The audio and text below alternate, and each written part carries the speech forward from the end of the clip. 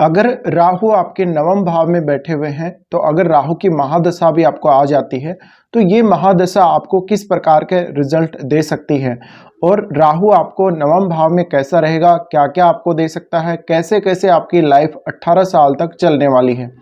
राहु अगर नवम भाव में है, तो राहु की दशा जैसे ही स्टार्ट होगी, तो आपकी लाइफ में कोई बहुत बड़ा सडनली चेंज आ सकता है, क्योंकि नवम भाव है वो भाग्य स्थान है और नवम भाव का राहु आप किससे क्या गाइडेंस और कैसे एक्सेप्ट करते हैं, किससे आप क्या सलाह लेते हैं, वो सलाह आपके जीवन में कैसे काम करती है, आपका भाग्य का निर्धारण या आपका भाग्य उससे कैसे आपका साथ देता है और आपको कितना ज़्यादा किसी की गाइडेंस है वो असर करती है जीवन में, इसका बहुत ज़्यादा मैटर करता है राहु की महादशा में। साथ ही साथ आपके अपने फादर के साथ कुछ डिस्प्यूट होने की संभावना बनती है। धर्म के मामले में देखा जाए तो जातक कभी कभी अधर्मी हो सकता है अगर राहु अच्छी स्थिति में ना हो। साथ ही साथ वो काफ़ी ज़्यादा स्पिरिचुअल भी हो सकता है और काफ़ी सारे वो फॉरेन टूर करने को देखेगा। तो नवम भाव का राहु आपको सडनली कोई ना कोई विदेश यात्रा देगा और वो विदेश यात्रा आपके स्टडी के पर्पज़ से भी हो सकती है, आपके कोई रिलीजियस ट्रैवल के पर्पज़ से भी हो सकती है। साथ ही इस प्रकार का राहु आपको कोई ना कोई भाग्य की तरफ से कभी ना कभी 18 साल के अंदर वो जरूर ऐसा एक मौका आपको देगा जब आपको लगेगा कि आपका जो भाग्य है उसने वास्तव में आपका साथ दिया है। साथ ही कभी कभी धर्म के मामले में इस प्रकार के जातक हैं वो कट्टर हो सकते हैं। हालांकि अगर राहु बहुत ही अच्छी स्थिति में हो तो कोई भी जातक ऐसा नहीं होगा जो दूसरे धर्म की आलोचना करेगा, बट वो अपने धर्म के प्रति काफ़ी ज़्यादा दृढ़ हो सकता है। अगर आपके सप्तमेश का यहाँ कनेक्शन बन रहा है राहु के साथ, तो ऐसा राहु आपको इंटरकास्ट या इंटर रिलीजन मैरिज भी करवा सकता है।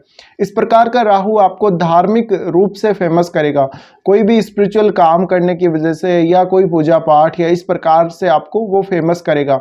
आप कोई उपदेश देने वाले हैं, आप कोई बहुत अच्छे वक्ता हैं, तो आध्यात्मिक क्षेत्र में काम कीजिए अगर आपका राहु नवम भाव में बैठा हुआ है। अब ये भी डिपेंड करता है कि राहु आपको कौन सी एज में आता है। अगर राहु आपको बहुत जल्दी आ जाता है, शुरुआती एज में ही आपको राहु की महादशा आ जाती है, तो ऐसी दशा सबसे पहले आपके एकेडमिक कैरियर पर सबसे ज़्यादा इफेक्ट करती है, वो आपके कैरियर को सबसे ज़्यादा प्रभावित करेगी। और ऐसे में जातक कौन सी लाइन में जाएगा, वो स्टडी कैसे करेगा, क्योंकि यहाँ जो राहु का एस्पेक्ट है वो आपके पंचम भाव पर भी होता है, तो कहीं ना कहीं राहु आपके पंचम भाव यानी आपकी शिक्षा को भी प्रभावित कर रहे होते हैं। तो अक्सर अगर आपको छोटी आयु में ऐसी राहु की महादशा मिल जाती है, आपको राहु की दशा आ जाती है, तो हो सकता है आप अपने घर को छोड़कर कहीं दूर जाकर वो शिक्षा ग्रहण करेंगे। आप कहीं हॉस्टल वगैरह में कहीं रहेंगे, यानी परिवार से दूर आप कहीं ना कहीं अकेले रहेंगे।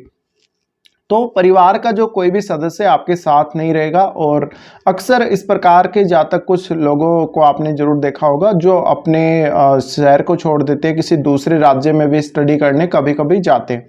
इसके अलावा ये राहु आपको विदेश भेज सकता है, विदेश में आपकी शिक्षा काफ़ी अच्छे से हो सकती है। साथ ही ज़्यादा से ज़्यादा ये आध्यात्मिक प्रवृत्ति की तरफ राहु आपको आगे झुकाता है। तो इस प्रकार से आप किसी ऐसे फील्ड में काम करना चाहते हैं जहां पर आप बहुत ज़्यादा रेपुटेशन हासिल कर सकते हैं, आपका भाग्य चमक सकता है, इस प्रकार के काम आप जरूर देखें। आपका अगर कोई भी इंटरेस्ट नवम भाव से संबंधित कार्यों में है तो वहां पर आपको काम करना बहुत ही ज़्यादा जरूरी हो जाता है। साथ ही ऐसा राहु आपको बहुत ज़्यादा नॉलेज देगा, इस प्रकार का आपको नॉलेज देगा जिसकी आपने उम्मीद नहीं की थी। अब नवम भाव में राहु है तो देखिए, वैसे तो देखा जाए तो राहु नवम भाव में नीच की स्थिति में आ जाता है, लेकिन राहु आपको ये देखना पड़ेगा वो कैसी स्थिति में बैठा हुआ है। अगर वो नवम भाव में काफ़ी अच्छी स्थिति में बैठा हुआ है तो वो आपको नकारात्मक रिजल्ट बहुत ही कम देगा और आपको अपनी कुंडली में शनि की स्थिति देखना भी बहुत महत्वपूर्ण है। अब अगर किसी को भी मिड एज में ऐसा राहु आ जाता है तो आपको वो काफ़ी स्पिरिचुअल बना देगा और पूजा पाठ वगैरह, ध्यान वगैरह, जप तप वगैरह काफ़ी ज़्यादा आप करेंगे। इवन आप कोई ना कोई ऐसी आराधना या कोई ना कोई ऐसी पूजा या जप तप अवश्य करेंगे जिससे आपका करियर प्रभावित होगा, जिससे आपका लक आपका साथ देगा। अब यहाँ डिपेंड करता है, जब भी नवम भाव का राहु की महादशा आ जाती है तो आप किससे क्या सलाह लेते हैं, उस सलाह को आप कितना अपने जीवन में उतारते हैं, ये बहुत महत्वपूर्ण है।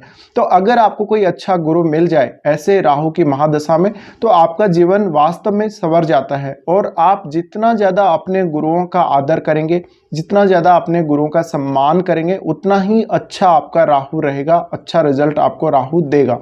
साथ ही साथ ऐसा राहु आपको उन लोगों से, ज़्यादातर उन लोगों से कनेक्ट कर सकता है जो बहुत ज़्यादा स्पिरिचुअल हैं, जो बहुत ज़्यादा पूजा पाठ करने वाले लोग हैं, मंदिर वगैरह से, मस्जिद वगैरह से। इस प्रकार से आपको जो भी धार्मिक जो स्थल हैं उनसे आपको कनेक्ट करेगा, और डिफरेंट तरीके का जो धर्म है उनका नॉलेज या धार्मिक पुस्तकों का आपको ज्ञान होगा। अब यहाँ राहु कौन सी राशि में बैठा हुआ है? अगर यहाँ राहु जल तत्व राशियों में बैठा हुआ है तो बहुत हद तक ये पॉसिबल है कि वो आपको विदेश यात्रा देगा ही देगा। इसके अलावा यहाँ पर राहु आपको देखना पड़ेगा कौन से ग्रह के साथ बैठा हुआ है। अगर यहाँ पर कोई भी ग्रह के साथ राहु बैठा है तो उसके जो प्रभाव है वो भी आपको स्ट्रांगली देखने को मिलेंगे राहु की दशा में। अब आपका हर लगन के हिसाब से नवम भाव में जब राहु बैठेगा तो डिपेंड करता है राहु की प्लेसमेंट कैसे बनती है, यहाँ पर किस प्रकार से बनती है, और आपके राहु के साथ कौन सा ग्रह है, या फिर राहु को कौन कौन से ग्रह देख रहे हैं। ये सब बहुत कुछ आपके चार्ट पे ही डिपेंड करेगा। बट सबसे मेन इम्पोर्टेंट ये बात है कि आप किससे क्या सलाह लेते हैं, और आप कितना अपने जीवन में किसी की बात को मानते हैं, कितना आप किसी बात को या किसी संदेश को या किसी उपदेश को अपने जीवन में उतारते हैं। ऐसा राहु सडनली आपको भाग्य का साथ दिलाता है। अगर आप एक स्टूडेंट हैं और हायर एजुकेशन के लिए देख रहे हैं, हायर एजुकेशन के लिए प्लानिंग कर रहे हैं, तो आप शुरू में हायर एजुकेशन का प्लान करके आगे जरूर बढ़ेंगे, लेकिन हो सकता है राहु जब स्टार्ट हो जाए तो कुछ समय बाद आपका जो माइंड है काफ़ी डाइवर्ट हो जाएगा और आप कुछ और काम करने लगेंगे। तो राहु के बारे में हम ये बोल सकते हैं, राहु स्ट्रांगली आपको नवम भाव के कार्यों से, नवम भाव की चीज़ों से कनेक्ट करेगा, और वो इतना स्ट्रांगली आपको कनेक्ट कर देगा कि आपको एक ऑब्सेशन क्रिएट करेगा, एक सडनली एक ऐसा ऑब्सेशन जिसमें आप उस काम को करते चले जाएंगे। तो राहु यहाँ पर आपको सक्सेसफुल बनाने के लिए अच्छी स्थिति में होना चाहिए। साथ ही साथ ऐसा राहु हो तो आपको किसी भी धर्म की आलोचना नहीं करनी। अपने धर्म के प्रति आप कट्टर हों वो बात अलग है, लेकिन किसी भी धर्म के प्रति अगर आप कोई ऐसा रवैया, कोई क्रूर रवैया अगर आप रखते हैं, गलत रवैया रखते हैं, तो इससे आपको नुकसान भी हो सकता है। अब राहु यहाँ से देखेगा सीधा सीधा, वो आपके सबसे पहले पंचम दृष्टि डालेगा लगन पर। तो लगन पर डालेगा तो ज़्यादातर वो राहु आपको नवम भाव की तरफ खींचेगा। आपकी मानसिकता वो ऐसी बना देगा कि आप नवम भाव से संबंधित काम उस दशा में बहुत ही ज़्यादा करने वाले हो। तो अगर आप कोई मंदिर में पुजारी हो या रेगुलर ऐसे व्यक्ति हो जो पूजा पाठ वगैरह करते रहते हो, तो ये राहु आपको मेंटली उतना डिस्टर्ब नहीं करेगा। स्वास्थ्य के दृष्टिकोण से देखा जाए तो भी आपको इतना नुकसान नहीं करेगा।